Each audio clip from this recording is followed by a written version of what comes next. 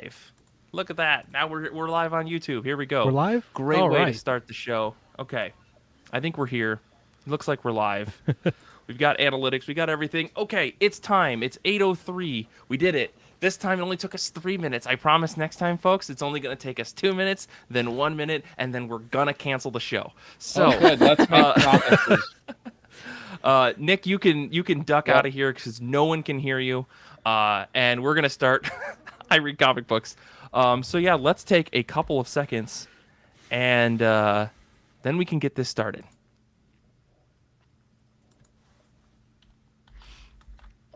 This is the I Read Comic Books podcast. I am your host, Mike Rappin. Joining me today for episode 357, the 8th annual official episode of I Read Comic Books. Three sides of an impossible coin. Paul Jasley. That's Judge Jasley to you, creep. Danny. I don't know how to follow that up. And our good friend Kate Lamphere.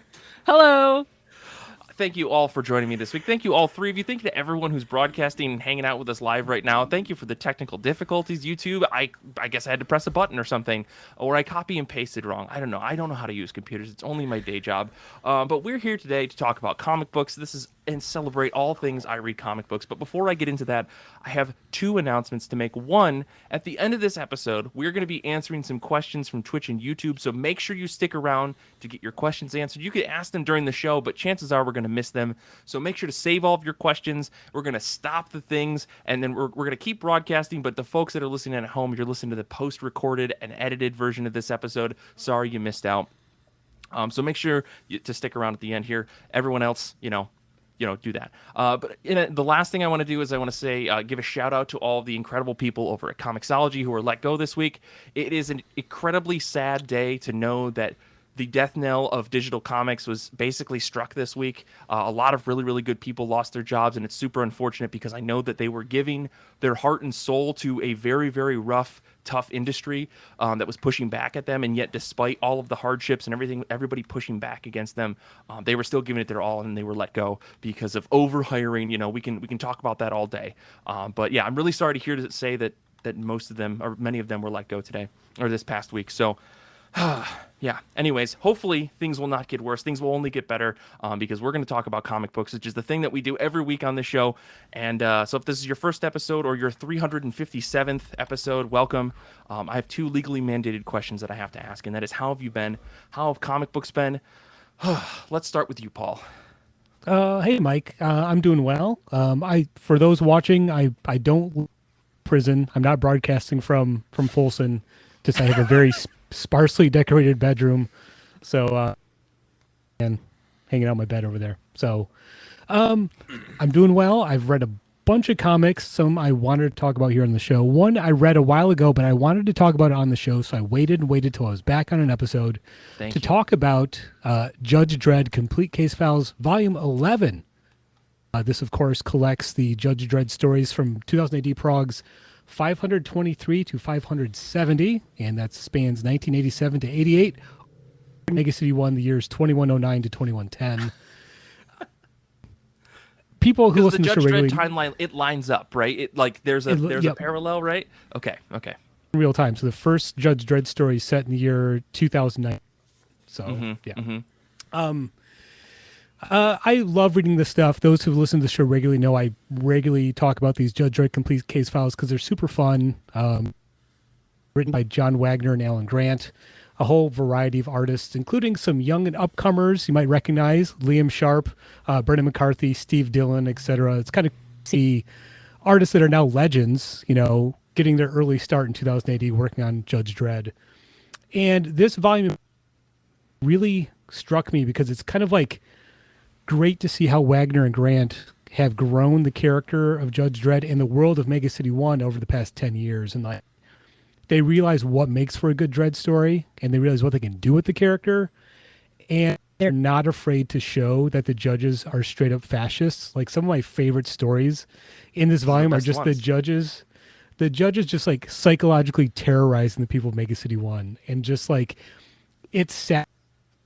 Close to what like really happens, with police states and what we see. It's like that fine line of it being funny enough to laugh at it, but it also cuts pretty close to the bone sometimes. But what's also the way that they're able to world build and call back to older stories in this volume I wanted to point to in particular that do that. Well, one mentioned right off the bat is called Fairly Normal Man, and it's a straight up super. There's a superhero arrives in Mega City 1. He has fairly normal. Let's say he's fairly cold breath, fairly hot vision. He's from a planet that exploded, and the only thing that can hurt him is fragments of his home. Sure. And of course, he like shows up and tells Dredd like, "Hey, you and the judges can handle traffic violations and parking tickets. I'll take care of the rest of the crime in Mega City 1, and it'll be fine." Perfect. Well, vigilantism against the law, that's 20 years in the ISO cubes right there. You've got to take this guy down. And my favorite ends with Dredd basically shooting this guy. And I can't remember what the name of his planet, but he shoots him with the one material that'll kill him, the fragments of his homeworld. And he's like, "How did you find it? It's so rare." And Judge Dredd says, "Well, the judge stockpile of fragments from every exploded planet that land on Earth. Just something like this ever happens." And it's the funniest way to end that story. I'm so glad you've that got your satire. two favorite things in the world came together for a book, just for you. Exactly. Yeah. I and what's think, great is like, does that mean go that ahead. Judge Dredd read Action Comics and that's why they're ready? they might. There is a story in 2000 AD, copies of 2000 AD in Mega City 1. So, My God. but it's funny because you get satire like that, but like I said, you also get sort of like political commentary. There's one story called "Reasons to Be Fearful." A newscaster who uses his format to stories about the judges on TV begins having these like nightmarish visions while he's awake. Like he's been like having these strange visions and like terrorized by his brain. And it turns out the judges are using a fear amplification ray gun to give this guy wide awake nightmares. So he goes to a Sure. and says, "I'm having all these visions." And the psychiatrist says, "Well, this is your fear of being caught by the itself." And that judge is psychiatrist is obviously a judge. And he then changes his tune. He's like, "Oh, the judge, blah blah blah." So and stuff like that. There's also another story about the judges having to stop at Prodom. And it's like textbook subversion. They have plants in the crowd telling people that it's a waste to march peacefully for democracy. They find dirt on all the organizers and all that. That's not as fantastical as a fear amplification ray, but it's still like type of story. And what's fascinating in that story, the chief judge tells Judge Dredd that he is the greatest threat to Mega City 1 since the Apocalypse War. That's the last thing the judges want. They actually have a vote. And he tells Judge Dredd, like, "You get to write the laws on this one. You get to do whatever you need to stop it." It's kind of a chilling moment in retrospect. And I know I'm going. I just want to mention that the last half of this volume is a 26 mega epic called Oz, which might be my favorite Judge Dredd story I've ever read. It involves Chopper, who's a sky surfer that Dredd arrested a couple volumes. He escapes the ISO chamber and he flies his flying Mega City 1 to Australia to compete in the Super Surf 10 race. Hell yeah. Meanwhile, Dredd is in Australia investigating rogue judges that were also cloned from Judge Fargo, just like Dredd. And it's crazy. It's like a wild story, and it speaks to what Wagner and Grant are able to do with Mega City 1 and tell like this huge story. Like, Dredd doesn't even appear, but it's still a Judge Dredd story because it's set in this world, and it's about these themes. And apparently, as the decision that Dredd makes rift between Wagner and Grant, and they kind of like split up, and they never worked together on Dredd again. Like they kept writing Dredd, but separately, not together. Like an interesting way to kind of see the character actually change slowly in a very small way, and that causes the creators kind of like say like, "Well, I wouldn't do that, so let's go ourselves." Oh, long story short, this is one of the best volumes of Dredd I've read. I think it's very fun to read all the way through, but if you want to jump in, that Oz story is fantastic. I would find volume 11 of the complete case files. So. The question I have for you, Paul, is: are there any giant Tyrannosauruses that happen to feature themselves in the middle of the story, because that to me really adds the cherry on top of a Judge Dredd story. Here's the thing. What's funny is like, because you're referring to the story that takes place in Volume 2, which is basically Jurassic Park. They find out that someone cloned Jurassic Park. In this volume, there's a story about an amusement, and all of the robots. It's like a violent music park. You can go to the amusement, Of course. play out like war stories or Old West stories. It's all very violent, focused. Right. And all the robots in there go nuts. So it's Westworld, which is another Michael Crichton story. So it's like they keep going back to the well. What are these for guys these have Judge Dredd against Michael stories.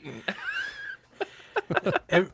Every time Paul talks about Dr. Dredd, I feel like I want to read it, but it's the same hesitation I had as to starting One Piece, because there's so much, right? And it's been for so long, they're kind of, I mean, I think similar timelines. Maybe probably Dredd is a lot older. No. One Piece started in the Dredd's 90s. probably a lot older, but Yeah. it feels like it's been around forever.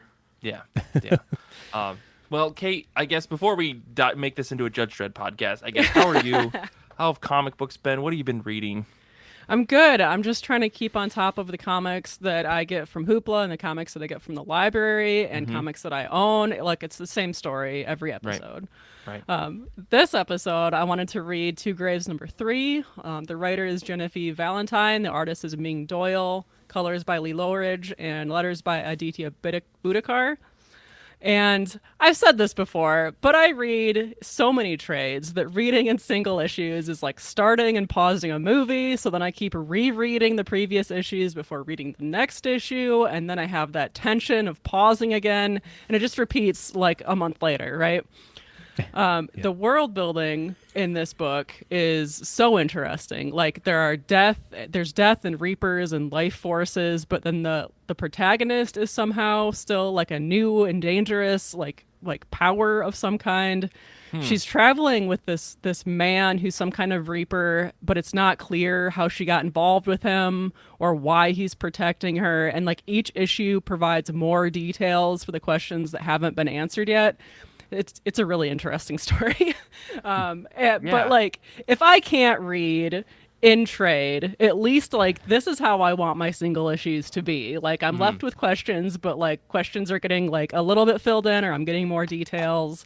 So this is a really good book to read in singles, but I'm also really excited to read it once it's all out.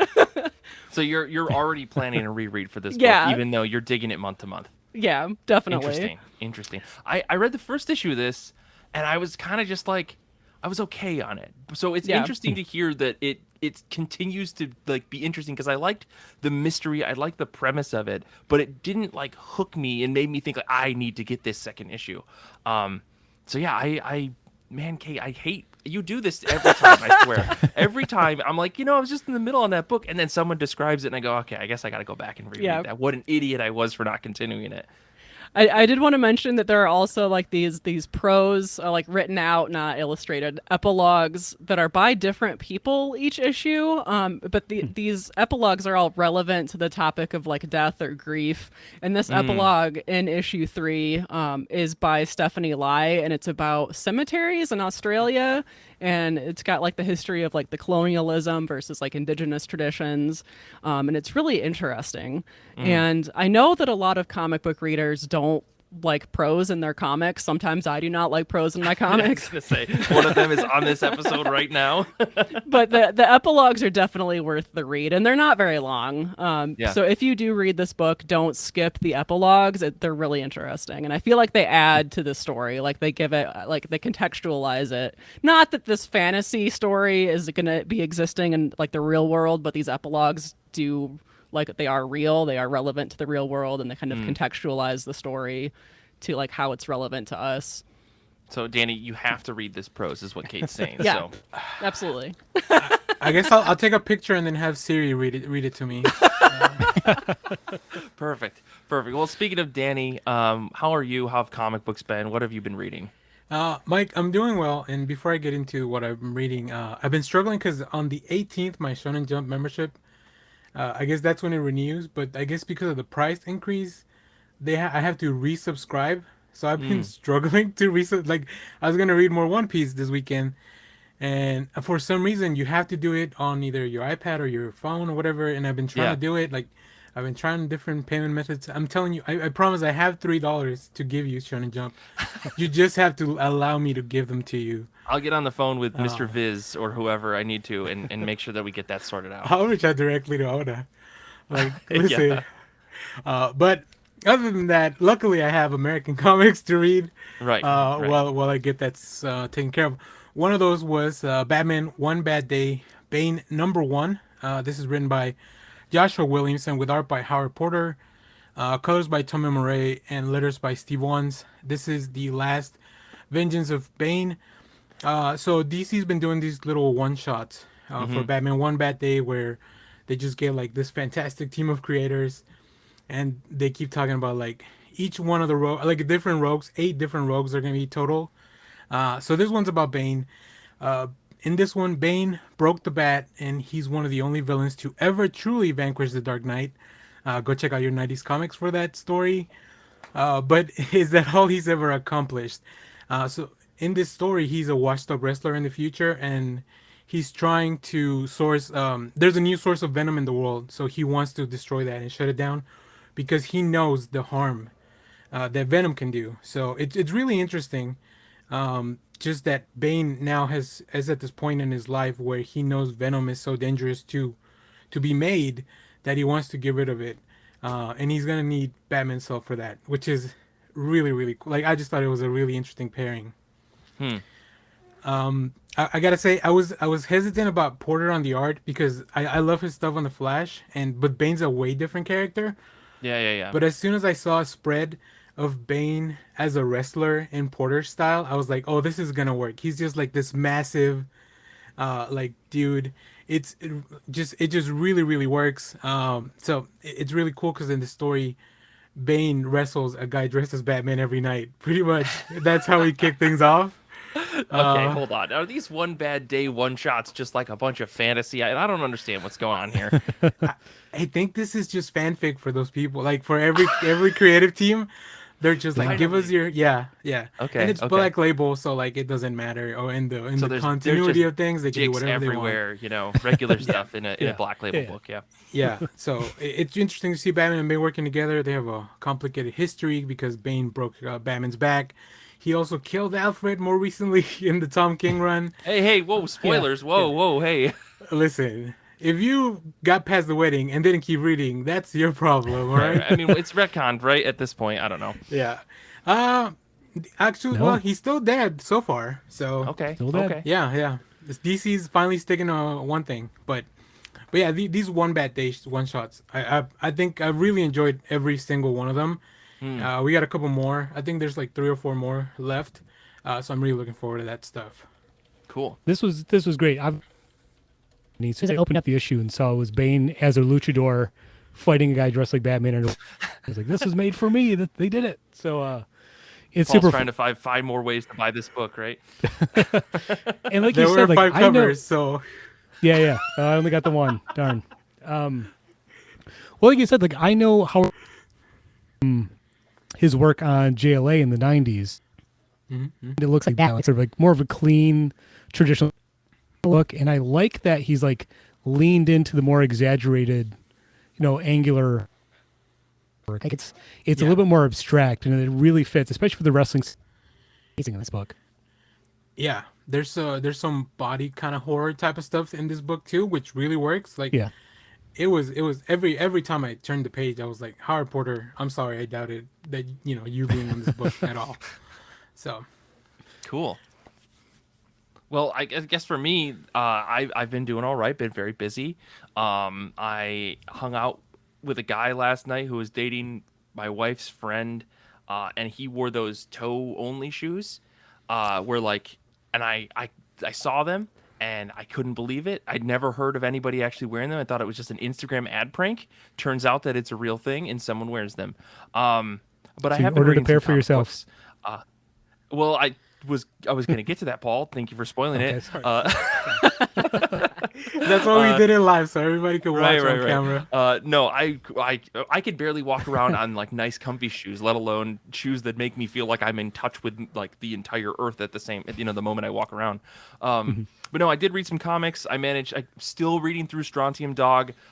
Those books are very dense. I mean, Paul, I don't know how you're reading through all these case files of Judge Dredd, but those British guys in 2000 AD, they write some dense comic books. And I know they have to because it's 8 pages and that's how much of a story you get. But holy crap. Strontium Dog is amazing. I love it. I absolutely cannot get enough of it. However, I can only read it at like 40 or 50 pages at a time because then my brain has to like digest all of the food that I just put into it. The series is super cool. It's about a mutant, so it's right up your that alley, I did right? read.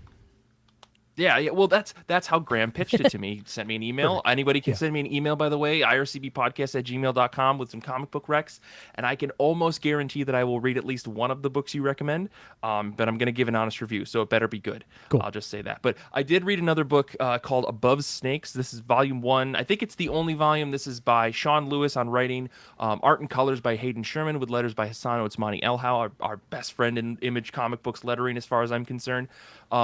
I don't know how this book flew under the radar for me, but it's a Hayden Sherman book who I love, ever since I read Wasted Space. Sorry to those of you who read Wasted Space on my recommendation. Just put that out there, blanket apology. But no, Hayden Sherman does a fantastic job in this book. This is a Western story. The synopsis that Image gives us is, Dirt is a man seeking vengeance for his murdered wife with nothing but a vulture to prod him on. Above Snakes is a fast and furious explosion of Western tropes and American vengeance that explores where our rage can take us. And I think that's a pretty apt synopsis for what this book is. There's a guy named Dirt, and he's talking to an imaginary vulture, and he's out to basically kill the people that killed his wives, or killed his wife. And as much as that is an overly used trope, and it's this idea, basically the premise of the book is a humongous fridge. I do think that Lewis and Sherman do a great job of capturing what makes a good Western story. And I feel like the book overall has a wonderful look.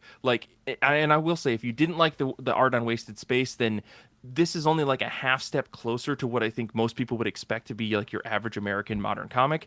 But I do think Sherman does a fantastic job with the colors of capturing a lot of emotion and depth of the characters. There's a lot of chaos in the drawings, but I feel like it's way more cohesive than that of Wasted Space. And even Thumbs, if you read that book, that's also Sean Lewis and Hayden Sherman working together, which I thought was a much more chaotic book compared to this one. The comparison aside, though, I do think that this book really, really looks gorgeous. And the one thing I want to shout out about this book is Otsmani Elhau shines in this book with some of the most interesting, like, non-traditional lettering choices to highlight words and bubbles and different things throughout the series, or this 5-issue series. I was really just blown away by some of the interesting choices that he made just to make something stand out. Like some of even the words laid out in the bubbles are really curious and non-standard, and it makes you really focus on the emphasis that's given inside of that word bubble. I think very few comics actually managed to take the lettering and do something super, super interesting. Like I can count on like one hand the number of books that have memorable letters in them. This is definitely going up there as one of those books. I think like Department of Truth is another one that's way, way, way out there. But yeah, this one, I really think it was impressive what Hassan was able to do with this book. He even got a variant cover that is just a huge exploration in his lettering that I saw in the back of the collected edition of this. So I really think if you're looking for a Western book, you would dig this. So check this book out. It's called Above Snakes. Highly recommend it. It was a lot of fun. Cool. And Mike, if you want to read more Sean Lewis, he's also writing King Spawn. Just throwing it out there. Right. If that's your bag, it's not mine. Not going to pick it up. But yeah, let's keep talking about comic books. I guess let's jump back over to Paul. What else have you been reading? I picked this up on a whim at the shop recently, and I really dug it. It's the first two from Oni Press. It's written by Nick Cagnetti. He also does the art and coloring. Letters by Francois Vignault. Originally, this was published in 2018, and then the series was picked up by published these first 2 issues, and then has published 4 more issues since then that are new. And this is, I don't know how to describe it other than just say go pick it up. And one of the most fun, colorful comics I've seen in a. It feels like an all ages book, but it also is a really smart sort of meta narrative superhero media in general. Mm-hmm. It's a woman named Pink Lemonade. She doesn't remember who she came from, what her real name is. There's a name someone gives her, but she has like a cool motorcycle helmet that she's really good at riding, and she just wants to ride her motorcycle and be nice to people, and that's all she wants. So, of course, for her, she ends up sort of falling to a movie set and getting noticed by the director. He wants to turn her into a superhero, and at that point, it becomes on, IP as it's like, oh, you have to have a grim and gritty superhero. It has to be marketable, blah, blah, blah. Realistic person that just wants to help people and have, be bright and shiny, and positive. Mm-hmm. Mm-hmm. When she goes onto the movie set, she runs into Ron Radical, and he's basically a parody of every image. The issue has the back page is like a spoof. All these extreme 90s characters and stuff. So cool. he tries to make Pink Lemonade into that. Yeah, there's a lot more into it. I think it's a very fun book. It feels kind of all ages and being sort of smart and satirical. It reminds me a lot of the original run of already did in terms of the art style and the pacing that's happening, and it's kind of have to roll with the punches, And there's also like I said, that meta narrative satirical aspect. It feels by the Flex Mentallo story in Morrison's Doom. Interesting. Because the whole point where having these dreams, and it turns out the person she sees in her dreams is also controlling things behind them.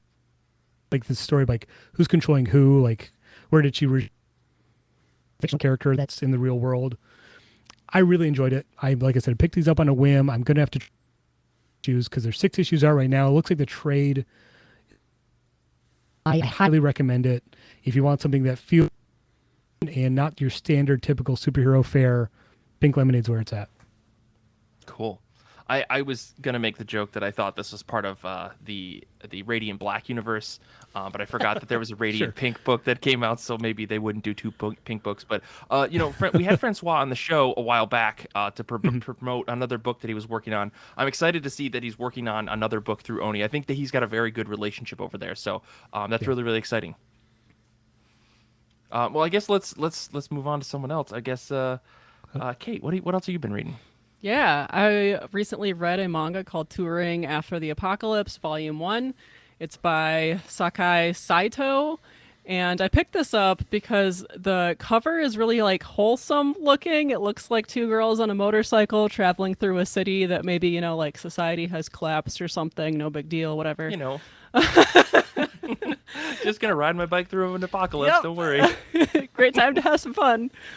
The main character does fit the extroverted, excited manga girl archetype, but then her friend who looks like a human is some kind of encyclopedic combat android, maybe.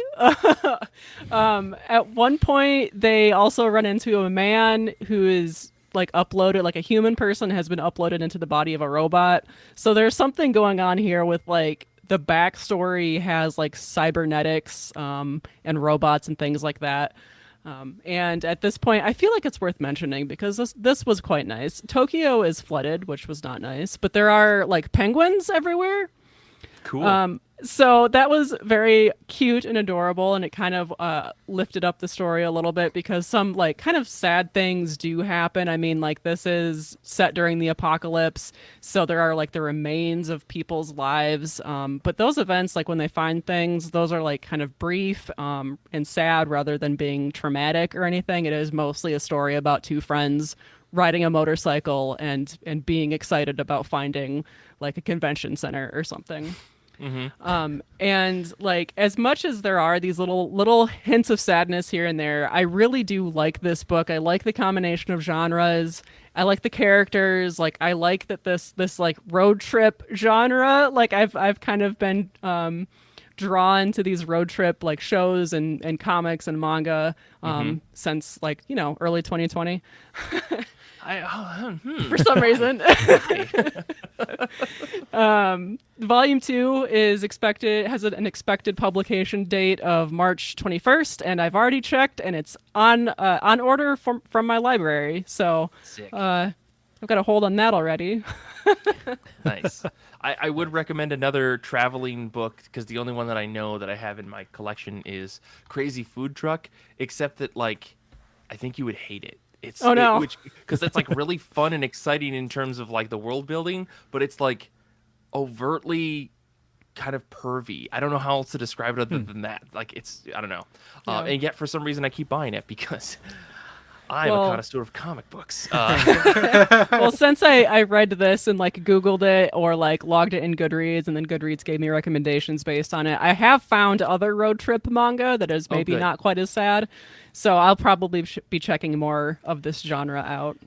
Good. Well, let us know if you find anything that's maybe not pervy. I realize that I misnumbered everything in my notes here, so like I'm totally lost. Danny, do you have one more book you want to talk about really quick before I get to my final book? I have a couple more books, but I did want to say, so I wish I had heard this pitch for this manga. So anyone on the Discord, I dropped a picture yesterday of a bunch of manga I picked up because I was at Barnes & Noble, and like an absurd amount of manga, like not your normal amount of manga as far as a book buyer goes. Like I'm the type of person that goes and shops for a lot of comics and manga, and you picked up way more than I would ever feel comfortable reading a Barnes & Noble with. I picked up a few ongoing things, but also I saw that cover that Kate just showed earlier for this manga, and I didn't pick it up because I already had too many things. But I do realize that I accidentally bought another copy of Volume 1 of Death Note, so I'm gonna go return that, and I'm gonna trade it for this. Swap it. Nice. Yeah. I just wanted to check out a whole bunch of new manga, and having the volume, like I'm committed to reading it. And not everything is from Shonen Jump or Viz, so like, unfortunately, I can't just get to the app, even if I can't get to the app right now. So I read this week we got the issue 4 of the new Champion of Shazam from DC Comics. So I read issues 1 through 4. This is written by Josie Campbell with art and colors by Evan Doc Shaner, letters by Becca Carey. In this book, Mary Marvel, who's struggling to find her identity outside of her family, is after her brother Billy sacrifices himself in something that I didn't read. He disappears, and everyone is left without powers. But then Billy sends a rabbit to Mary to give her powers, because she is now the new champion of Shazam. Classic story. Classic. It is now the year the rabbit. Happy Lunar Year for anybody that celebrates that. So, DC has all of this mapped out years in advance, I'm sure. Oh yeah. But I mean, one of the main reasons I picked this up is because Doc Shaner is doing the art. So that's like, I'm gonna at least check out issue 1. It's a really fun, clean slate for Mary. Even with all the baggage of whatever happened to Shazam, that doesn't really affect the story as much, other than the fact that that something happened, right? So I wanted to make sure to get back into that, and I wanted to see a bit more of like Mary just trying to go to college, trying to live a normal life, and then all the superhero kind of comes back calling and gets in the way of all that.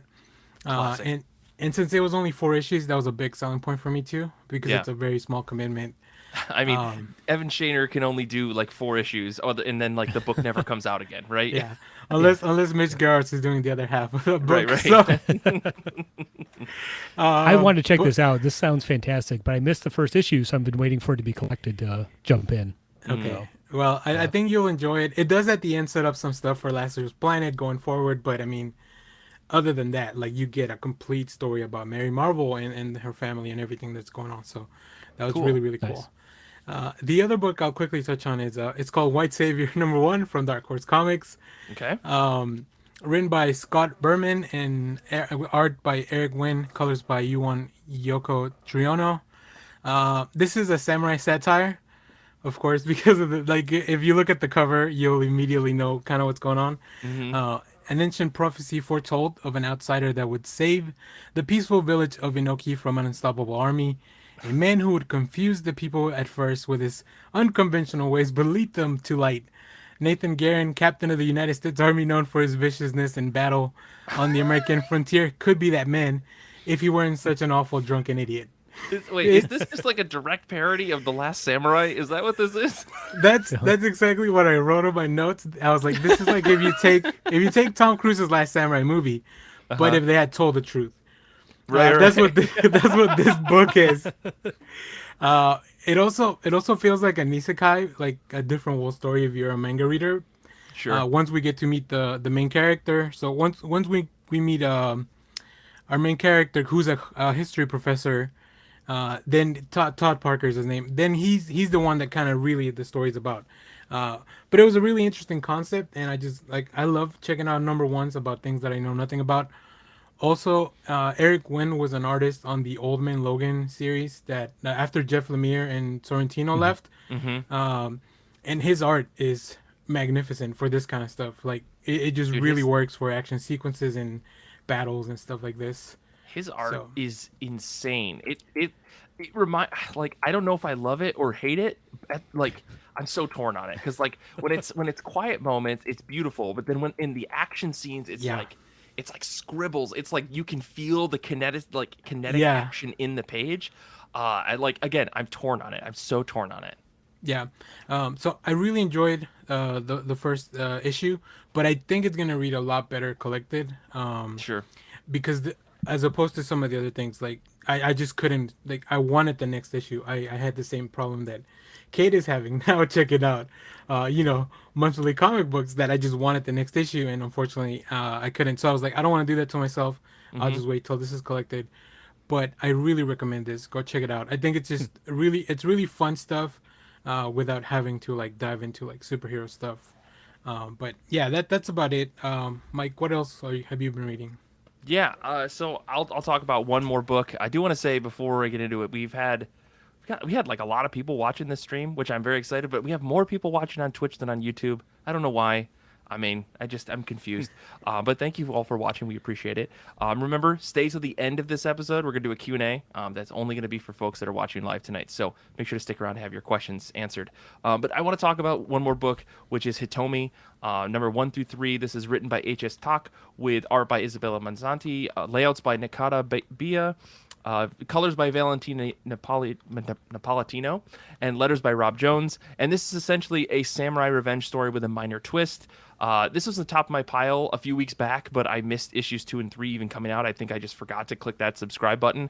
And so I went back and I reread issues 1 through 3. And I remember my complaint about this book when Image, like their synopsis on their website, pitched this book as Kurosawa meets Tarantino. And it's like, I sometimes hate that description, like when it's like this director meets this director. Like this is comic books. At least give me a comic book comparison, right? Like Stan Sakai, but it's more brutal would have been a better description, because that's what this book is, right? This is a really cool samurai book. Funny enough, though, this is a weirdly apt description. Like I'm actually kind of mad at how correct the description is of Kurosawa meets Tarantino, because it definitely is. It feels like a kind of edgy, real, true to life as possible samurai story. And I feel like Tak does a really good job of trying to make sure that they're telling a story that feels like culturally sensitive and actually is telling things, but with a twist of there is a Ronin who exists in this universe who is dark-skinned, and they're from Africa. That's kind of the implication in the story. But yeah, the art in this book is fantastic. I don't want to spoil it because I think this is probably going to be a really good trade when it finishes. But yeah, like the art is unbelievably solid. There's like a boldness to all the lines and colors that makes the book really stand out when it comes to just action, like medieval times-ish, era comic books, whether that's a fantasy European story or a story that takes place in Asia or whatever, way back in these early ages where people were dressing in armor and carrying swords. I think that this creative team, especially on the art, does a fantastic job of just portraying a cool-looking comic in that era. Some of the storytelling, though, is okay. Like, my ratings for this book went up and down as I was reading. I went from, like, a 4 to a 3 to a 5. And I think that the third issue really solidified for me that this is going to be a super cool book to read, especially once it's all finished. The pacing is really solid, but there are beats, specifically in issue 2, where I felt like there needed to be a breather moment, which is something that I wish that more Western comics would take their time with sometimes. Manga does this really well, where there are moments where something happens and then there's just a beat. It's an empty panel, or it's like there's this thing where they'll like shrink panels or grow panels, or even just showing the same frame or panel like multiple times in a row to show that a character is processing something. This book kind of suffered from that a little bit in the second issue, but other than that, I think this book is really cool. It looks really good. It feels like a super serious samurai story, and I've lately been like really into those. Been rereading Yosagi Yojimbo, and I just in Blade of the Immortal, and I'm just like, yeah, another story in this era. It's really cool. So I think if you haven't checked this out, this is really cool. Otherwise, wait for the first trade when it comes out. I think this is going to be a super cool collection to have on your shelf. I don't know if you guys saw this or whatever, but I'll complain about or yell about it all day if need be. Yeah, I didn't know about it, but I'm looking. Oh, sorry. I was gonna say. I think I was on the episode with you when you put it on the top of your pile. So yeah. I also highly recommend this, but I'm also waiting for the trade on this one. So, but I'm glad you're enjoying it. Yeah. Sorry, Paul. Go ahead. I was gonna say I don't remember hearing about it, but I just looked at the covers. If the covers are the same artist on the interiors too, I think. Yeah. And it looks. For the most part, those covers are striking, so I'm gonna have to track this down. It looks amazing. I swear, if you look at just the preview for like the first issue, you'll be hooked. I think. Again, I could talk about this book all day. Like the person that did the art for Six Sidekicks of Trigger Keaton, whose name escapes me. I had it and then I lost it. Very similar, like inking styles, which is really crazy to say.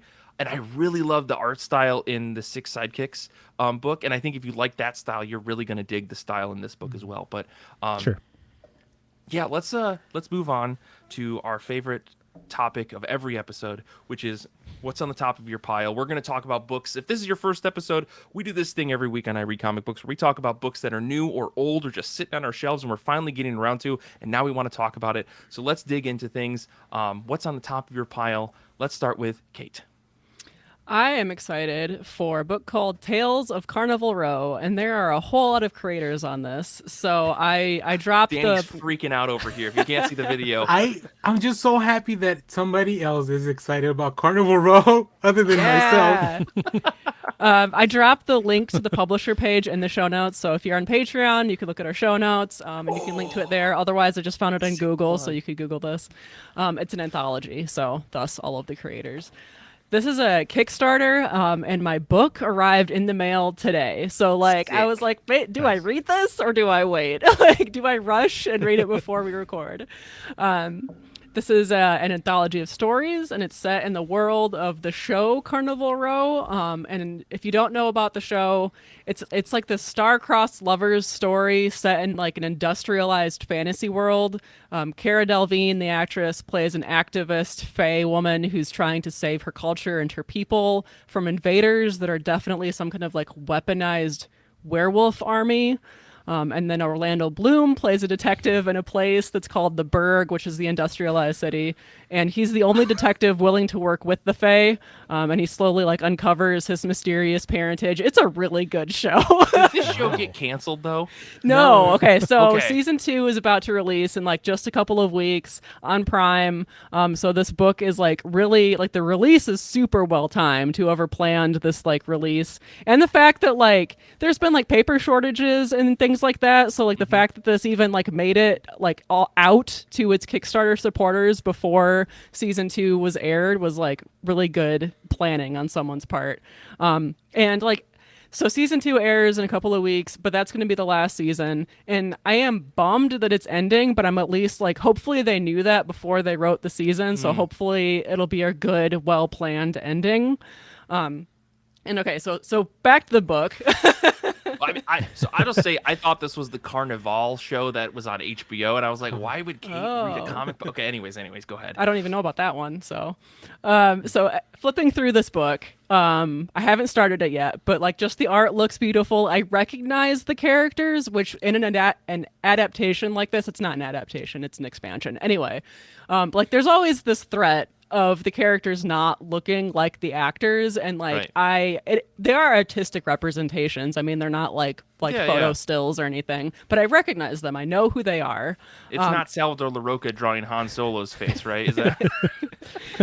And then the cover looks stunning. There were actually 2 cover options, and I was like, this is the one. I would frame this. And just based on the titles of the stories, like on the contents page, I'm expecting that this book is going to like fill in subplots from season 1 that maybe they're not going to get to season 2, or they won't have time to address. Or maybe I'll just be getting more details than somebody who's only watched the show. Either way, I'm really excited about this. This might happen like as soon as we're done recording. And I really like when a property that's in one type of media, like a TV show, expands into another type of media, like a comic book, because like we see the opposite a lot, but we don't see it that much used as like a world expanding option. And I just really like this. Like, it allows for more stories. It allows for additional content, or like things that would be impractical to stage for television. And I just like that somebody was like, we should make this book, and then it happened. I mean, we say this all the time on the show, but comic books, the best medium that there is to tell stories? Absolutely. Maybe? Question mark? I had never heard of this show, but I can't believe that Orlando Bloom is in a TV show. So yeah. It's great. They have so much chemistry on screen. It's wonderful. They really do. Yeah. Interesting. Well, Danny, what about you? What's on the top of your pile this week? Well, I want to do a quick shout out to Action Comics 1051 that's coming out this week.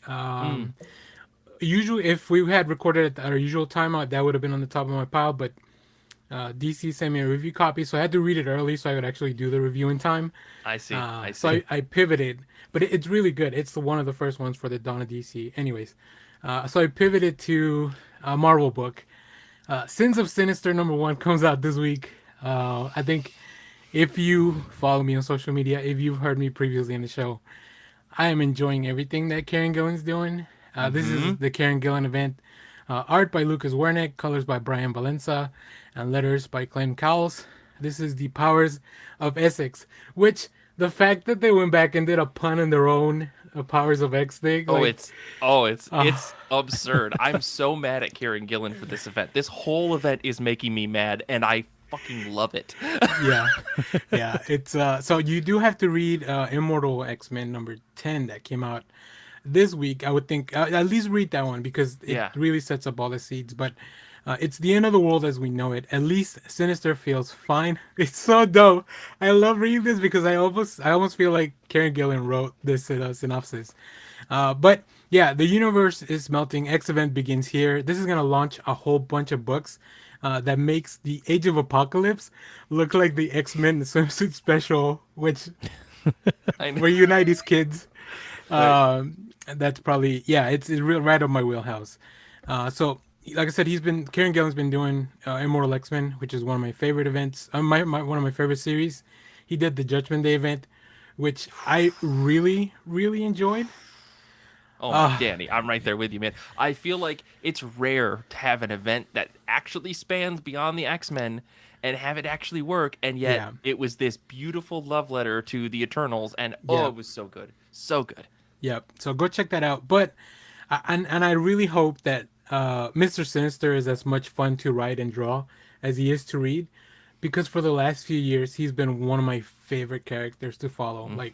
No matter who's writing them, they've been really nailing the voice and just everything that makes him like a really interesting character, because he's the worst. He really is the worst, but you just can't help but to want to read more. Yes. So I'm excited for Sins of Sinister and then the plethora of books that are coming out of that. So yeah. I just got to give a quick shout out to our friend Hugh, who's hanging out with us on YouTube.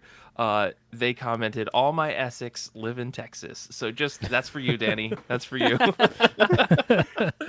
Paul, what's on the top of your pile? I mean, I'm excited for Sins of Sinister, but I let you have that one because I'm reading a different book. But Paul, what's up with you? What's on the top of your pile?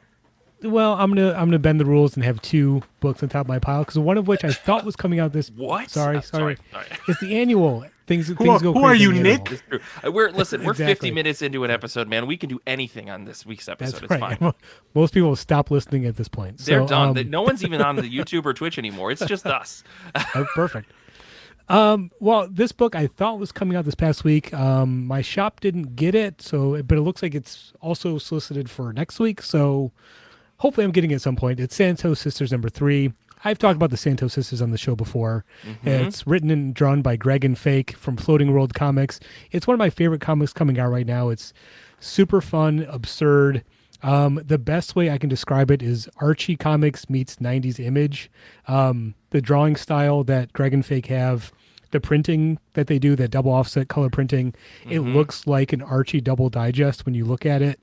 But the Santos Sisters, the main characters, are basically like 90s Image superheroes. Their superpowers, they can fly, shoot energy beams, and carry giant laser guns. And it's like this brilliant satire of both that is like a true satire, comes from a place of appreciation and respect and love for what they're satirizing. It's a great comic. So I'm excited to finally read the third issue of that, which hopefully I'll be getting at my shop next week. The other book that I know for certain is coming out next week is Batman One Bad Day Catwoman #1. Danny and I already talked about the One Bad Day one-shots. They're fantastic. This one has the like bulletproof creative team of G. Willow Wilson writing it and Jamie McKelvey drawing it on a Catwoman story. Unbelievable. In the words of Stan the Man, enough said. I mean, I can't argue with that. I will say, Santos Sisters, before we could talk about Catwoman. I meant to say this and I didn't interrupt you. Yeah. Santos Sisters, they were very kind and they allowed us to print a half-page spread ad in their comic. So if you want to see a really cool IRCB ad that is in the middle of a book and it looks beautiful, they took the old style JLA logo that we have and printed it right in the book with our brand new catchphrase, which is "We're the best comic book podcast for regular comic fans," which is absolutely true, I think. But yeah, it's a beautiful looking book. They mailed a copy to me, and it looks gorgeous, absolutely gorgeous. I just want to point out that Paul mentioned that he's sure that Catwoman's coming out this Tuesday. Ironically, this was supposed to be the December book for One Bad Day, and it got delayed. But it is coming out Tuesday. But I just think it's really funny that we got 2 One Bad Days this month because of that delay. So. Anyway, Nice. sorry. Yeah. No, that's all right. It's it's a Jamie McKelvey book. Sometimes it takes time. Or it's G. Willow Wilson. I don't actually know who the delays are. We always blame it on the artist, but sometimes it's the writer. We'll never know. But okay, before I get into my top of my pile pick, I want to shout out some of the folks on our Discord. They're a lot of them are watching tonight. Thank you so much for supporting us. And I sent a ping out to them before we started recording tonight to ask them what they're reading next. So we had a bunch of responses. Our friend Hugh is reading Saga #61 this week. Jeff is reading Pluto Volume 2. Shout outs to Pluto. It's probably one of the best manga you can ever read. Hannah said they read The Long Halloween. Kyle is reading Jiangxi X, which is a new chapter that just dropped in the Shonen Jump app this week, which I'm very excited to read as well. Paul G is reading Immortal Sergeant #1. I read it last week. I have plenty of thoughts, Paul. Very much looking forward to your thoughts on that. And Matt is reading Star Wars Yoda #3. After the big discussion that we had in our Discord about who's even reading Star Wars comics anymore, Matt, I'm so surprised that you're continuing on this series. Let me know how bad it is. Oh no. For me though, this week I am excited to read Steel Streets #1 through 4. This is by Imadi Keen from Superhero Comics. It's an independent publisher. They publish online. I think you can buy physical copies of their books, but they're very expensive because they're very, very, very limited print. My cousin has been like digging through a bunch of indie creators' works, finding people on Instagram and stuff as he's trying to create a comic. So shout out to my cousin Jared, who's working on a really interesting comic right now that I just read through today. But he recommended this to me because he said it felt like old school Teenage Mutant Ninja Turtles, and I was like, hell yeah! I just finished reading Last Ronin, and so I grabbed all of these issues. I haven't sat down to read them, but from the previews and from the scroll and skimming that I looked through them, this really feels like comics with an X. It's very two-toned. It's styled stuff that reminds me of like the early days Teenage Mutant Ninja Turtles. It's got like a RoboCop / Daredevil / TMNT feel just in terms of the vibe and kind of like this sarcastic overall storytelling that it's doing.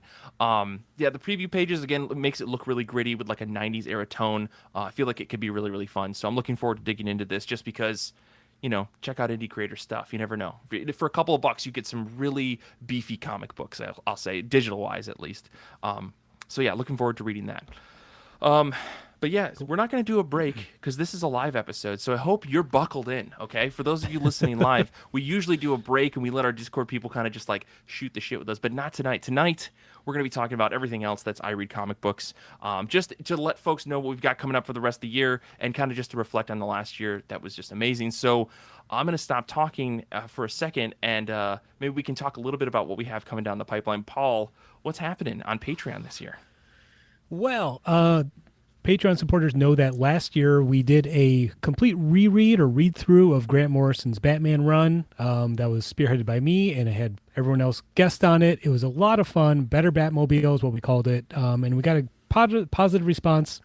And look, with the Patreon shows, we can do what we want, and there's nothing I like more than talking about Batman on the internet with all of you. So we decided to bring it back for a second season. That's right, a Better Batmobile Season 2. Obviously, we read all of Morrison's stuff, so I decided why not go back and read the material that inspired Morrison's run. If those who listen to the show know that Grant Morrison's run includes a lot of references to some obscure Batman stories. They treat their run like a complete sort of piece where every Batman story ever told is canonical. So I wanted to go back and kind of read some of the stories that influenced that, or maybe some deep cuts that maybe don't get talked about enough. We're going to kick that off, I think, in March.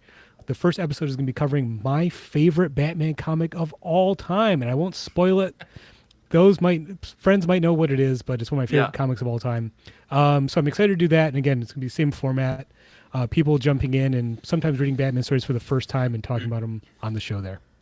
Yeah, it's gonna be a blast. Paul sent out a doc that's got like all the comics that are gonna be covered for season 2, which is 10 episodes. We're gonna be releasing them every 3 months, so we've got a lot of stuff coming in for that. And it's a crazy like array of comic books that inspired Morrison's run. So I'm super pumped on that because I'm gonna be on the first episode just like last season. It's gonna be great.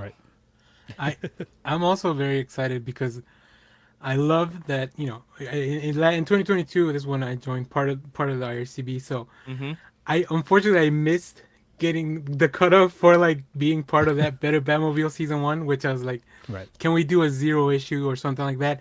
But luckily, Paul decided to renew. Unlike Warner Brothers, who's been canceling everything, Paul decided to renew a Better Batmobile. So I'm very excited for that as well later this year.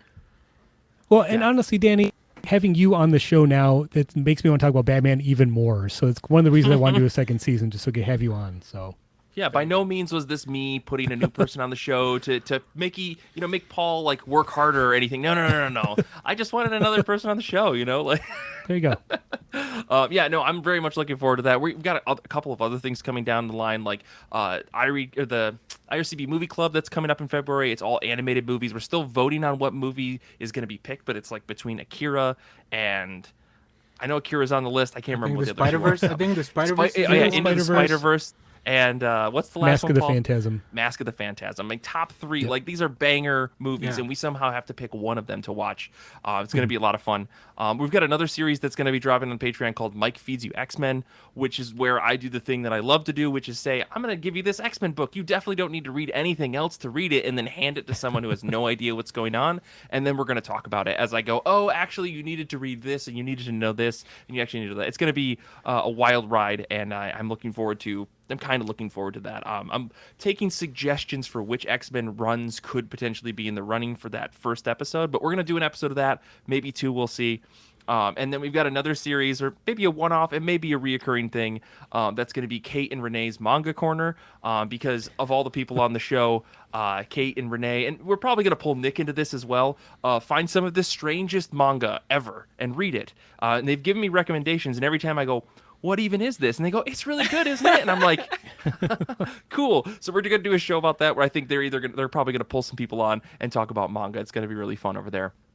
And of course, the goal that we have for this year is we're trying to get to 50 patrons. And once we do, we're going to do the much fabled IRCB tabletop RPG game. We're probably going to play the Kieran Gillen based Die RPG and maybe do a couple of episodes of that. So if you're not a subscriber, I mean, that's the big incentive, hopefully. And plus, we've got other things cooking, a couple of mystery shows that we might do. But we're looking to aim to release one episode a month just to make Xander's life easier and to make our recording lives and schedules easier and stuff. Because we're going to keep putting out the show, but we're also going to put stuff out on Patreon. So that's going to be really, really cool. We've got some other changes, I guess, coming up with the Goodreads, and I'll just pitch this over to Kate to talk about that because it's a state of a nation or something. This is a big thing. I'm surprised we don't even have a presentation with a deck. I should have made you guys, put all that together for tonight, but instead we didn't. But Kate, tell people what's happening with the Goodreads this year. Let me just pull up my PowerPoint here. Yeah. Can you see my screen? Can you see my screen? Yeah. So I am very excited about our Goodreads group. We passed 1,000 members just a little while ago, and we did a giveaway from our merch store. We're currently at 1,043 members. So not only did we pass it, we flew past it. Dude, insane. It's very exciting. We used to do these book of the month where like we would vote on a book and we'd all talk about the same book. And we weren't getting great responses on that. So we've kind of segued into a theme of the month, and members can pick their own books within the theme. Hopefully so far it really has like generated more responses. People are picking up recommendations from other folks. People have really avoided spoilers and yet still contributed, like, I liked this book, or this is why, or this is what I want to read next because of this book, things like that. I'm really excited by it. And then, of course, we always have a reading challenge every year. We don't have 2023's up yet, but we're going to move into that pretty soon. And yeah, if you're not on Goodreads, please get on Goodreads because I'd love to hear what you're reading. The reading challenge so far. So I've been collecting the list from everybody, and we've got it like shared among the IRCB folks. And I've also been getting the folks from Patreon. So shout out to the Patreon folks. If you haven't gotten me your pick for this year, send it over.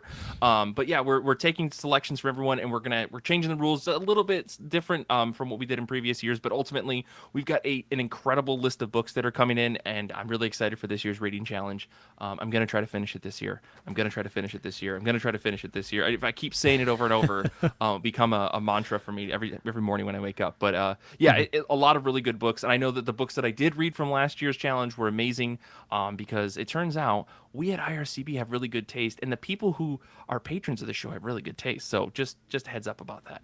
I've read some great books that I never would have read because of the seriously, challenge. that is the thing that I love the most about that, is getting recommendations from people that I never would have tried on my own had someone not just been hyped about that book.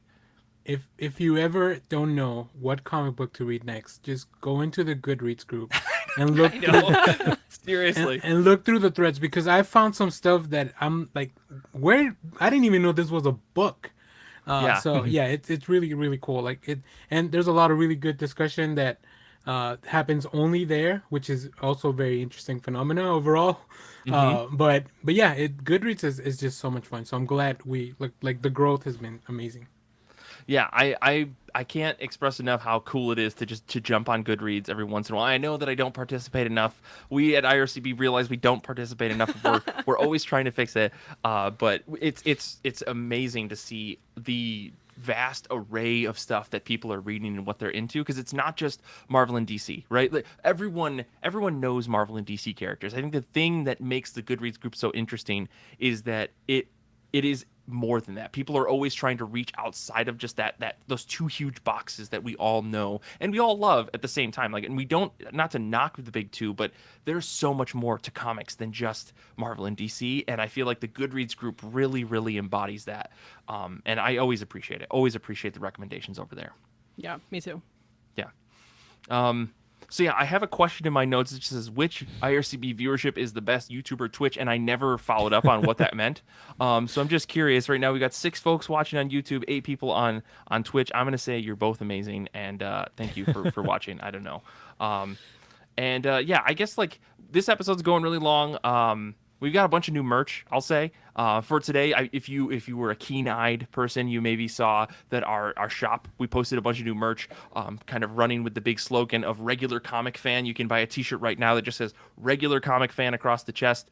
We've got it in t-shirts, in sweaters, in crop tops, whatever your comfort is, what you can buy. And if there's something you want to see that we haven't made 100%, we will put it on a shirt or something like that for you. I also made some new joggers that say IRCB on them. Finally, after many years of waiting, I can get my IRCB zip-up hoodie. I'm very excited to have that embroidered IRCB logo. So, go get your merch. And I will say, if you go right now, I made a discount code that is good for 60 uses. And it's IRCB 2023, and that will give you 30% off any order that you want.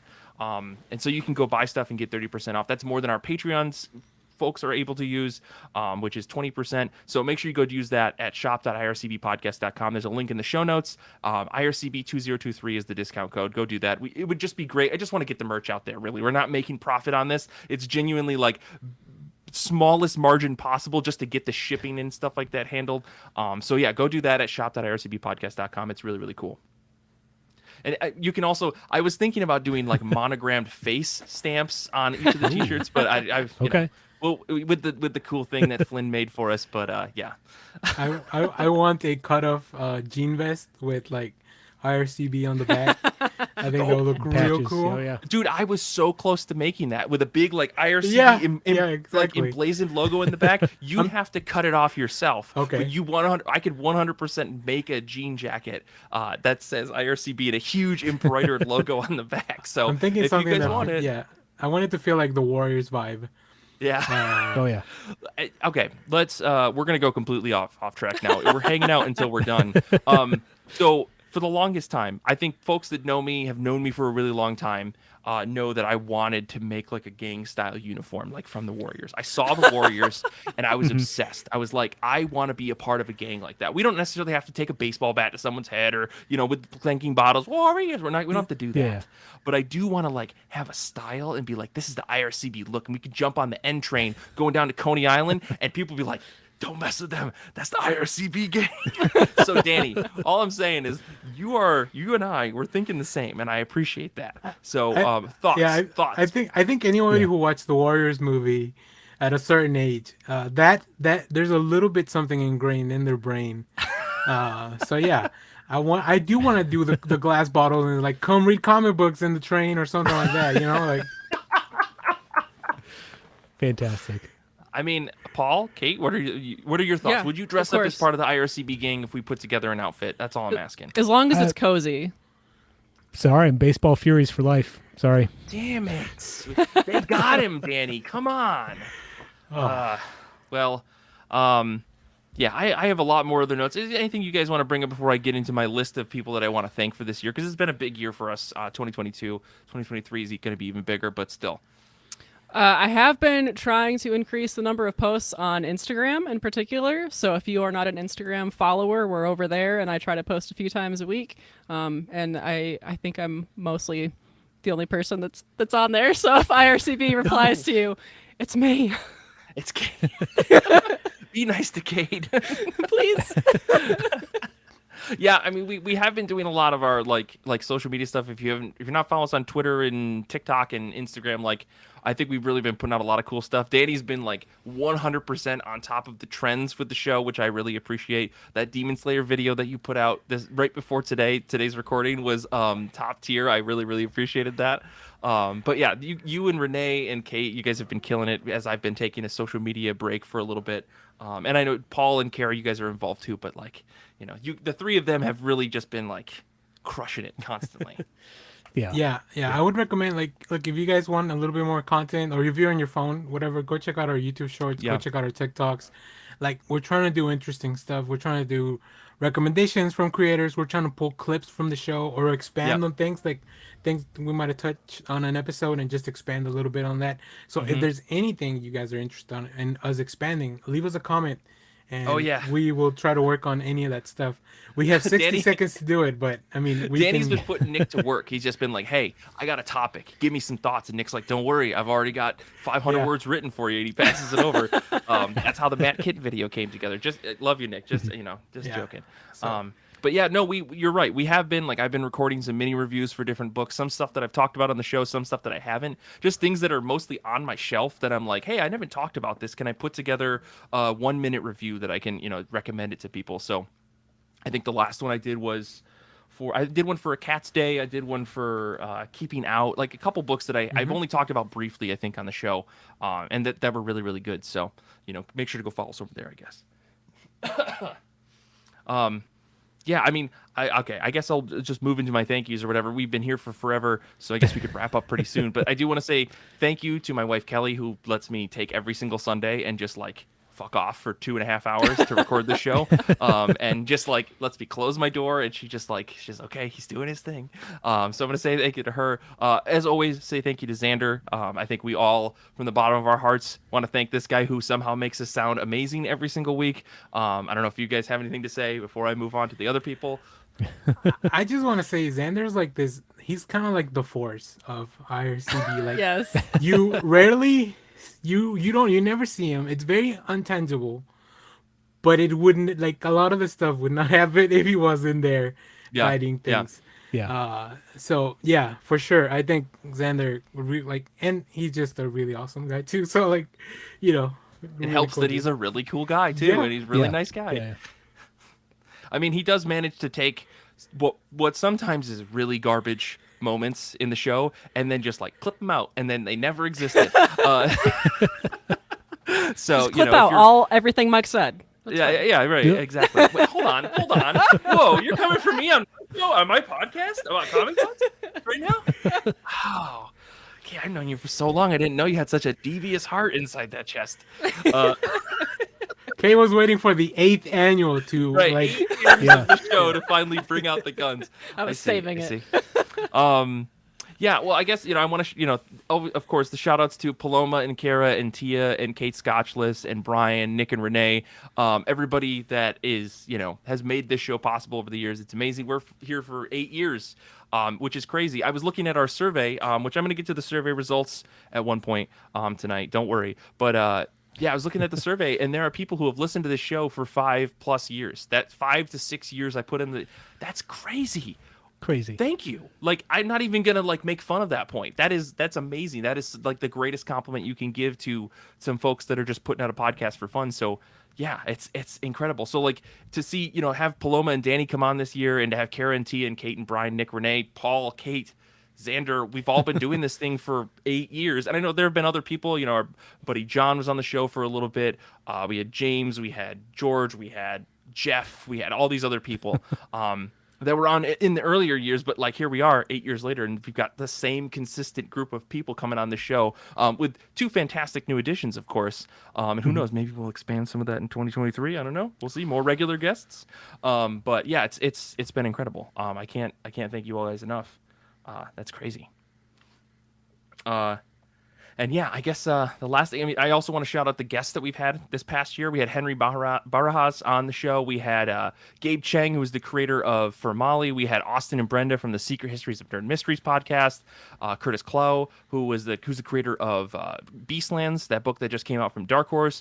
We had Brandon Ingram, who did the Dismay Avenue book. It was really, really good. Yeah, we had a lot of really cool guests this year, hoping to have more. In fact, spoilers, next week's episode, maybe have a guest who's doing a Kickstarter book. But we're probably going to do more of that stuff. It seems like the interview episodes that we've done over the last year have been really cool. Just to talk comics with people who are making comics has been super cool. We also, I didn't put this on. We also had CK and we had Audrey on from who also did a Kickstarter, the Scott Snyder's Cloakroom book. So yeah, it's a lot. I don't know why that wasn't in my notes, but yeah, it was a great year for guests. Was it also? Yeah, I also want to mention. Wife? Oh, sorry, Simon's wife was that was last year too? Oh, I think that was in 2021. I don't know, man. Okay. The years start to blend together, man. I'll be completely honest. Can't keep it straight. Want to mention over on the Patreon, if you go listen to the I Read Comic Books Movie Club. There it is. Yes, there we go. IRCB Movie Club. There we go. Our good friend John Pataki, who hosts the excellent Best One Since the Next One podcast, was on the Dick Tracy episode. That was a very fun episode. So maybe we'll get some more guests over there on the Patreon too. Yeah, Oh, yeah. That's the thing. In IRCB Movie Club, we have Kev from the Austin Danger Pod that's going to be on with us in February to talk animated movies, which is going to be a blast. If only because Kev is a really, really cool guy. I'm just going to say that. I'm just going to put that out there. He's a pretty cool guy. Go listen to their Knight's Tale episode because it is amazing. Their Knight's Tale episode is fantastic. So shout out to the whole, tape deck in 70mm group of folks that record podcasts. You're all fantastic human beings. And we really appreciate your support over there. So we talked about the merch. We've got our listener survey. Anything you guys want to talk about before we wrap up? Any comics beef you want to squash before we wrap up our 8th annual episode of I Read Comic Books, celebrating 8 fucking years of this thing that we do? I have one gripe, and I need Marvel to listen up. All right, let's squash it now. I need Marvel to stop doing these. They're graphic novels that they're splitting up into one shots, but they're one shots called different things. So right now, my main beef is one called the Murder World one with Arcade. Oh, I love the story. The content of the story is amazing, but the first one's called Murder World Avengers #1, and then the next one's Murder World Spider-Man #1. The next one's called Murder World Wolverines #1. So don't do that to us. Look, I spend too much time looking over the comics that are coming this week and doing a lot of research for nefarious purposes, but not everyone does that every week. So they're gonna be very confused. So get better at that. Stop doing that. Just make a mini series. That's all you're doing. I understand #1 sell more, but you're really screwing your readers there. So that's my beef with Marvel. I already talked about the Star Wars stuff last week. I mean, if we look at what happened with AXE, it should have just been one 12-issue long or 24-issue long series. Because you know what? I was going to buy all of them anyways. Yeah. It's not like you couldn't buy the books that Kieran Gillen wrote and understand the story completely. You genuinely needed to buy those stupid one-shots. And then I was hunting them down, and I was like, I don't even care about White Fox, and yet it's important to the story. So if you're gonna make me read it, just put it in the main series. Just come on. And the Sins of Sinister thing is just as bad. What's going on? It's only one book, and then you got to read all this other Alpha and Omega bullshit. All right. Calm down, Mike. Take I'm on fire. I don't know if you guys heard. I apologize to everyone. The radiator turned on at one point, and it's 500 degrees in here. I'm on fire tonight. I'm literally I'm almost feeling like I'm on fire on my back. So, geez, oh Pete. I guess we got to wrap the show up here. Unless there's more. Sorry. I just want to say it's pretty wild, and I don't want to get too sappy, but it's pretty wild that we've been doing this for 8 years. I mean, I love talking about comic books, and it's pretty amazing that I get to do it regularly with people that I like, and we've had new people on the show, people on Discord. We would probably be talking about comics regardless, but the fact that people actually go out of the way to listen to it, and some people give us money to hear even more, the fact that people pay money to hear me talk about Batman, I cannot express in words how happy that makes me when I think about it. So, man. Mike, we've been on this ride for 8 years, and hopefully it's many, many more after that. Dude, I'm ready. Year 10, you guys have no idea what's gonna happen. It's gonna be insane. I'm talking Mike gets on a motorbike and flies over the Springfield Gorge level of insanity. Yes, okay. Are you ready? No, I don't know, man. It's 8 years of this show. It's gonna get warm this year. I feel like there's a chance that we could do something in person with human beings. I put that on the survey. Yeah. If you answer some of the extra questions, I was curious about where people lived in terms of closest major city of some capacity.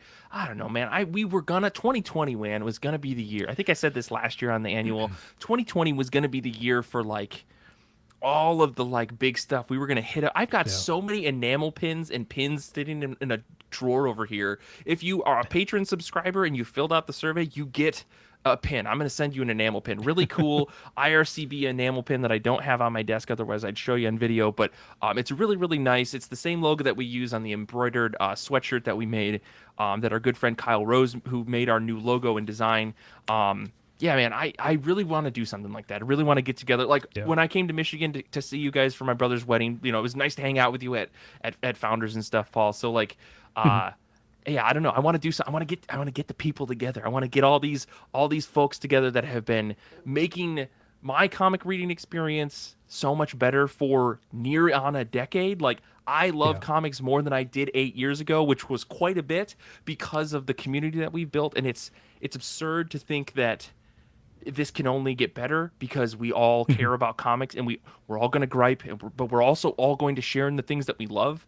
Yeah, man, this year, I want this year to be the biggest yet. I want us to roll with this idea of us being like regular comic fans, because at no point do I think we are like diehard crazy like folks that can just like spout knowledge nonstop, right? We are fallible human beings. We are regular people who love this thing.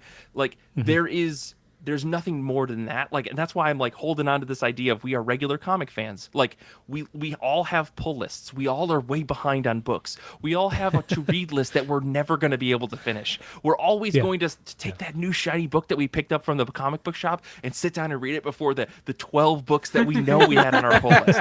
That is such a regular comic book thing. And I feel like there is this myth out there that you can be caught up and you can be ready. You can be on top of all of it. And it is an absurd notion, an obsession with perfection of being a fan that no one can attain. And if you do attain it, good for you, but you are the anomaly. You are not the norm. The regular comic fan, which is what all of us are, like, we are behind and we are always trying to play catch up. And yet at the same time, we can show up to the show and we can talk about something that was interesting, whether it was new or old. Like, Paul, you're reading through all these Judge Dredd books. Like, that's not on the top of your pile. That's not the newest book that you could have bought and read. Right. But like, it is way exciting for me to hear your joy and excitement about that book than being like, I'm on Batman 986 and let's, they are just slogging. But you know what? That's the top five. That's literally the next book I'm going to read because I love Batman. Like, I love that change that we made with the show to talk about not necessarily what's a new book that we're going to read, but what's on the top of our pile. And I want the show to keep evolving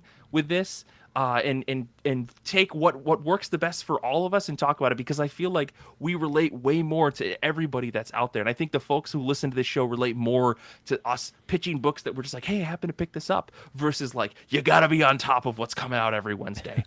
Because I feel like that's way too much pressure. Why do we put pressure on ourselves for this thing that we love? All right, I'm going to take a breath. I care. I just care a lot. Okay. All right. Yes. Yeah. All right, I got to take a drink with my IRCB branded Nalgene water bottle that I have.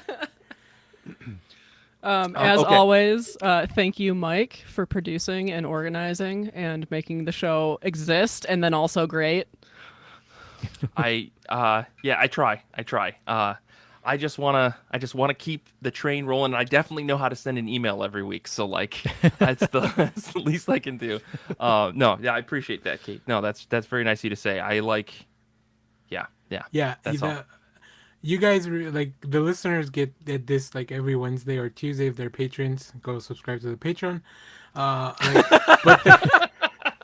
But there's so much that happens behind the scenes that Mike is kind of orchestrating, and I don't know how he keeps all those plates spinning, and of course I think everyone has a lot of input, but like just organizing all this stuff, it's a Herculean task, and I don't know how you've been doing it for so long, Mike. This must be your mutant power. Yeah. So yeah, I mean, some people can see through walls, some people can fly. Yeah. I can organize a lot of Google Docs really, really well. I think that that speaks to why the show has garnered an audience that it has, because like it comes from a place of pure love and like enthusiasm for comics, and like honestly, like the listeners get us every Wednesday, like you said, Danny, but like we're still talking about comics, in our private chats and stuff, behind the wall, and it's like those conversations that we're having on our little Telegram thread are the same ones you get on the podcast. There's no difference between us and our real life as fans and what you get on the show. And I think people can sense that. And I think speaks to why the show's been successful, why I like it, why I like to be a part of it. Yeah. Yep. Yeah. We hope that you out there listen to it and you like it as well and continue to like it. I mean, as always, you can send us feedback at ircbpodcast@gmail.com or send me comic recs. And I guess we'll wrap things up here with our two winners. I decided we had 18 responses to our our survey, which is awesome. I really appreciate everybody who spent the time to answer the questions. We had a bunch of extra questions that were not required, and people still went through and filled those out like most people did, which is super duper cool. We had 2 winners. I decided we're going to pick 2 people that are going to get $25 gift cards to Amazon if you want, or Midtown Comics if you want to buy some physical books, or really somewhere that you can get some comic books. That's the goal.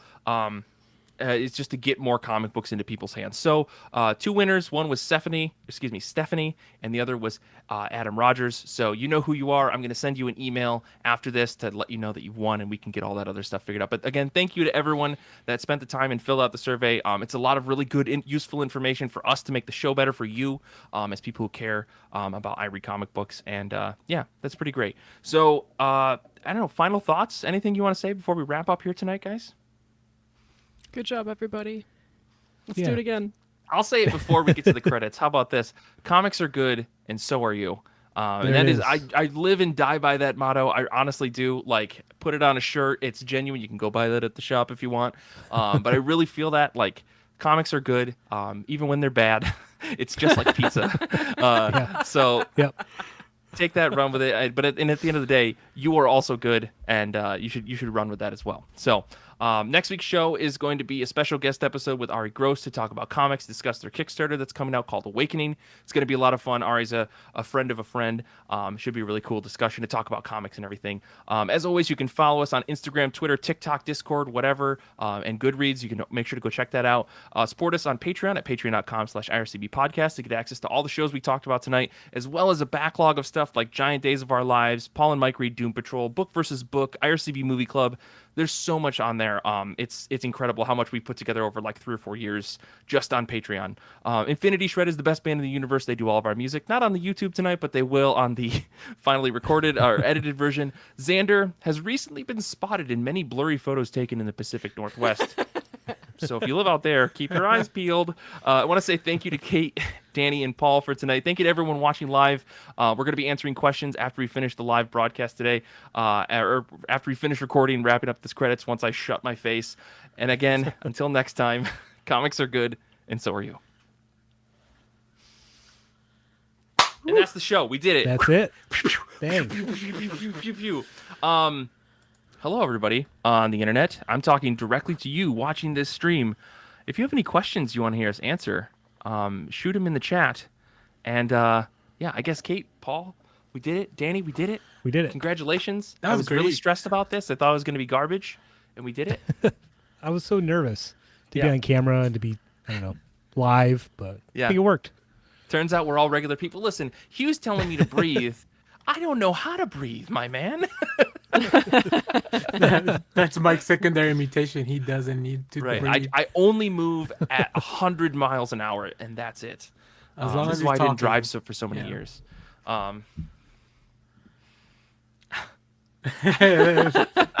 Listen, Hannah, you think I got cooler? Wow. I think maybe temperature wise, because you said you were on fire. Well, that's true. I am gonna open up this window now. I don't have to act like we're being recorded or anything, even though we technically are. Yeah. It's great. I'm glad to see a lot of people show up in the chat. That was really fun. Yeah. I was looking back to see if there's any question on YouTube. People were talking on Twitch about that Carnival show that you watched, Kate. That is not Carnival show. Carnival Row. Yeah. Carnival Row. It's Yeah. so good. I've only rewatched it 3 times. You know, it's all right. Go. Yeah, I hope everyone likes the stash because it's sticking around enough to the point where I got a new commission done by Flynn with the stash. So like Paul and I are just twinsies. The difference is that I keep the scruff, you know? Oh, I like it smooth. Betrayal of the highest order. I know. That's so many people. One person, Hannah, is very mad about my beard being gone. Yeah, Hannah, if you have questions, everybody, if you guys have questions, shoot them now. Yeah. The episode is technically over. This is just for you folks who stuck around. Someone was talking. I played this game yesterday with some folks over from Kelly's book club. We played this game called Red Flags, and it was the idea is you take these 2 nice ideas about a person that you could potentially date, and then someone next to you gives them a red flag, and then the person who you're all proposing date ideas to, they have to pick which is the most okayable red flag. Yeah. Somebody was like, imagine a person who's really compassionate and they care about your interests. All right, Hannah, I don't know if I'm going to answer that question. But he cares about your interest, but he's he's really good at like keeping you and him secure. But the red flag was he uses finger quotes all the time inappropriately. And so our joke was just like, I was in the army and I own many guns. Like it basically became the sketch from the SNL thing. I lost the thread on that because the question that Hannah asked was very distracting, but it was ridiculous. That game is very What's fun. wrong with that? I committed war crimes, like, let's see. Hannah said, "Why did you murder your beard?" Here's the answer. I'll give you the extremely honest and ridiculously vulnerable answer too. Okay.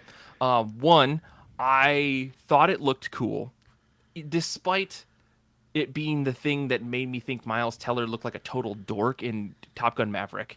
But two, I feel really handsome with a mustache. And I was very worried that I was going to look a lot like my dad. My dad has always had like a goatee mustache, and I always thought he looked like a dope. And I put the mustache on, and I was like, huh, that's kind of a handsome guy right there. So that's really it. That's the answer. You're also hiding from the beard hunter. Yeah, well, that's also true. Yeah. Oh no, you I asked forgot what about your T-shirt that. was.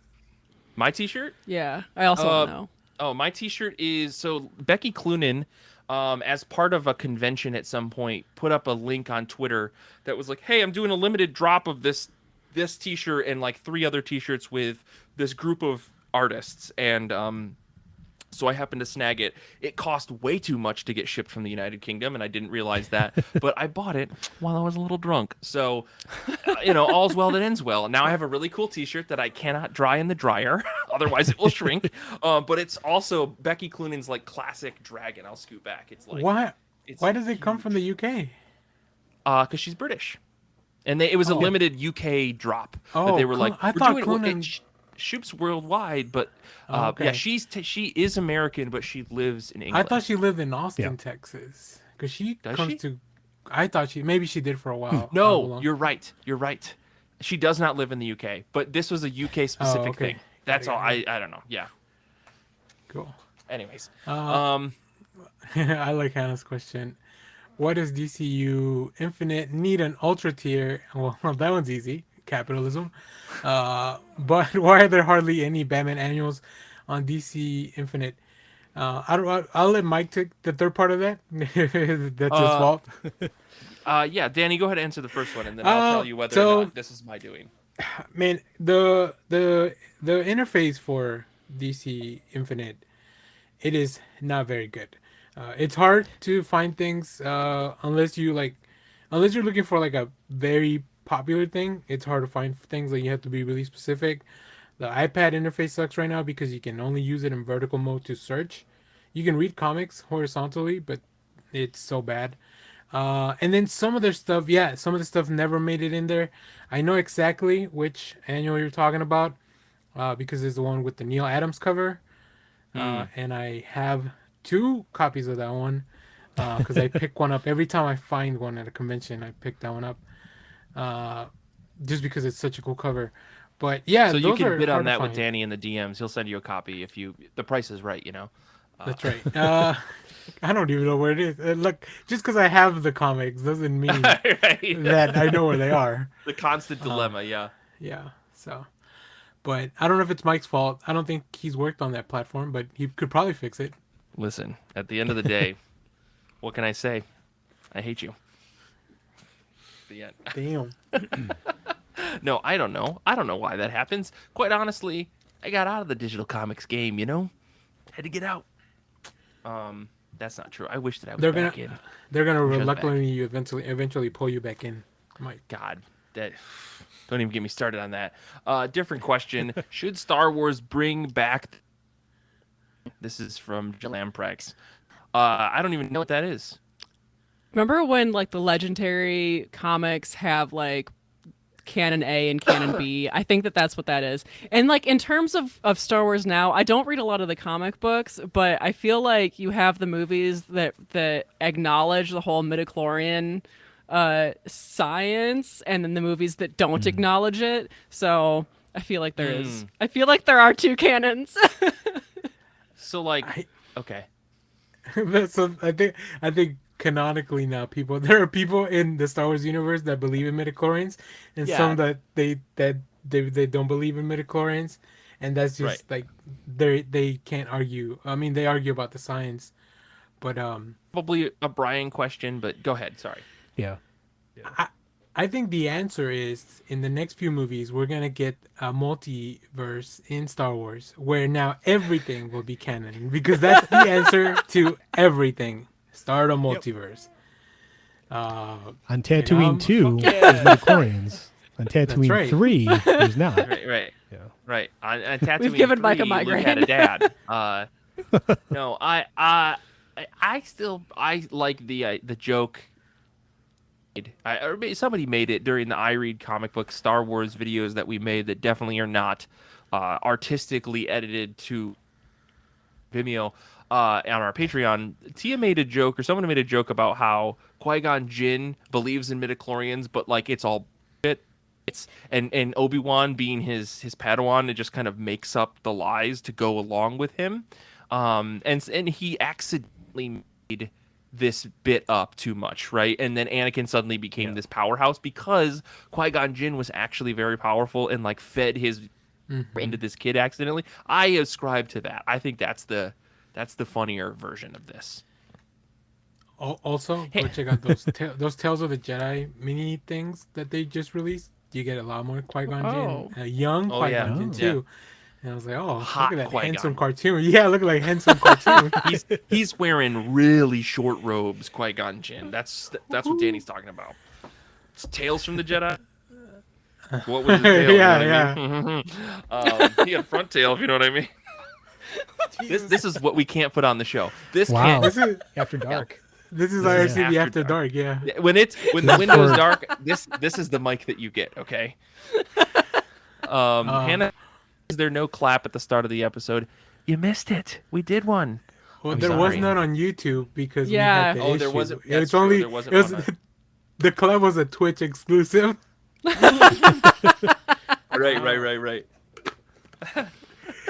I don't think we can put that on a T-shirt out of context. Yeah. That would sell regardless. They don't have to be a fan of our show. They just know that's a Twitch exclusive. Somebody would love that, I'm sure. Yeah, I don't know. I've never seen Doctor Who, so I don't know.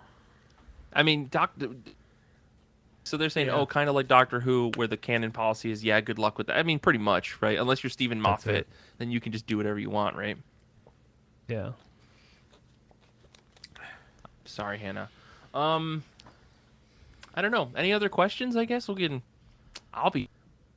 This is me working on my stand-up material. So, the character that Chris Farley played that used finger quotes on Weekend Update was Bennett Brower. So if you want to look up some Bennett Brower clips on YouTube, that's to look for. That's not the Down by the River guy. Is that the Down by the River guy? That's Matt Foley. It's basically the same character, but different names. Yeah. Paul, you shot up in your chair like I actually have. I know that. Let me tell you. When I was a kid, when I was in, I would go to FYE in the mall. I would buy the best of people from SNL DVDs, and I owned the 4-pack that had like the best of Chris. Okay, so NBC at one point released these DVDs that were like best of Dana Carvey, best of Mike Myers, best of whatever. I had the Chris Rock, Chris Farley, Dana Carvey, Mike Myers box set, and I would watch those things. If they were VHS tapes, they would have been worn thin. How often I and I watched the Chris Farley one a million times, not having ever. It's not ever having really seen all of the clips. I feel like those seen a bunch of that character, so you knew when they were bad. I only knew them as like the funniest things ever, and then they would reference stuff in those clips that were from videos that didn't make the cut on the DVD, and so it was like, what even is happening? But of course, I'm in 7th grade, and I'm like, this is hilarious because people laughing. So I would also laugh. And only years later did I realize that I was a complete moron. So, just don't ever reflect on your past. Be fine. That's what I'm saying. Yeah. Yeah. But you know what I'm talking about, right, Paul? You've seen those before, right? Absolutely. Yeah. I had a couple of the VHSs. I might have had the Chris Farley one.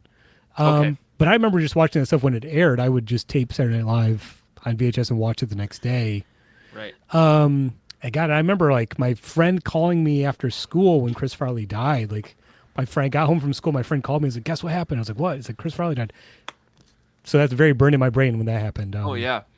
And funny note, the Down by the River Matt Foley sketch that was written by Bob Odenkirk. So that goes all the way back to that. So I love that. Sense, right? I love that.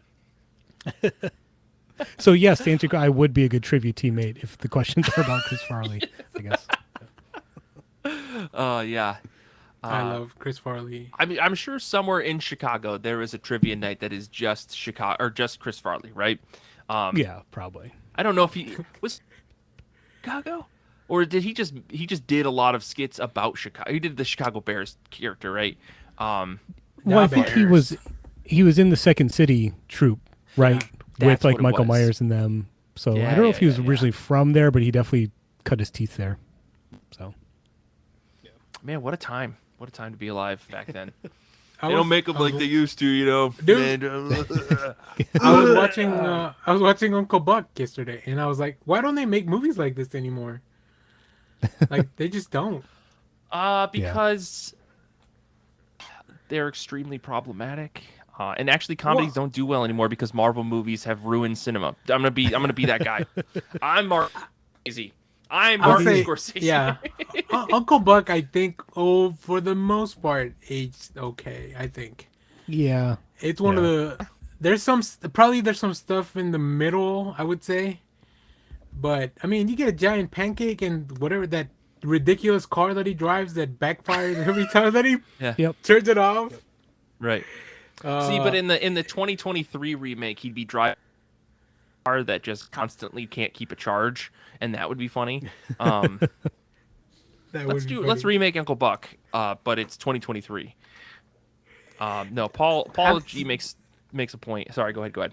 I was just gonna say you can remake Uncle Buck because the parents would just get a nanny from the app.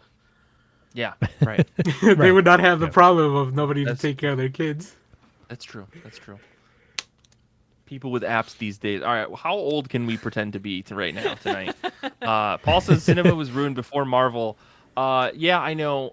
As soon as they added sound, as soon as it became talkies, cinema was dead. No, so I've heard some interesting-ish takes that on this. I'm not an expert, but this is a comic book podcast. I'll sit here and talk about comic books all day. Same problem as movies have, though, right? Where we can't get to the point fast enough. When we get to the point too fast, critics review it as being too rushed. But I also think that I heard someone say that Marvel movies, big superhero movies, big bombastic franchises in general have ruined the modern comedy. How often does a comedy actually get released that makes it right and it's actually good and feels like it's groundbreaking compared to another franchise series, right? And the reason is most production companies can't bank on a one-off comedy actually being profitable. Whereas if you slap a DC or you slap an IP on something and then just put it out, it's gonna make its money back double, right? It's like a guaranteed thing. And if their whole point is making money, blah blah blah, capitalism, yada yada yada, seed power to the people, we are the proletariat, yada yada, yada, that kind of stuff. So I don't know.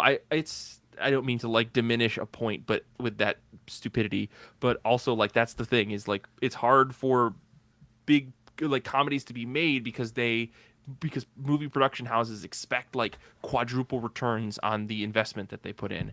So I don't know. It's a frustrating thing. What car would they make into a time machine today? Thank you for changing the subject.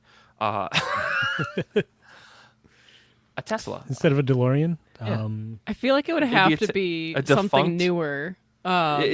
It's a Tesla. Once Tesla gets shut down, it's going to be the funniest shit in the world. The same with DeLoreans, right? But it's the Tesla truck. Yeah, it's the one. There we go. Oh yeah. Yeah. The one tank. Yeah. Yes. What was the ugly car that Walter White drives in that first episode of Oh, the Aztec. like the Aztec? Yeah, The that's what it Aztec. would be. Yeah. Maybe it's one of those cubes, the cube cars. Oh yeah. I was thinking Yeah. it was something that somebody is trying to like convert into an electric vehicle or convert from electric to gas, and then somewhere in the middle they accidentally invent the time machine. Right, it's accidentally the Double Dragon's car where you put trash into the thing and it shoots it out like a jet engine.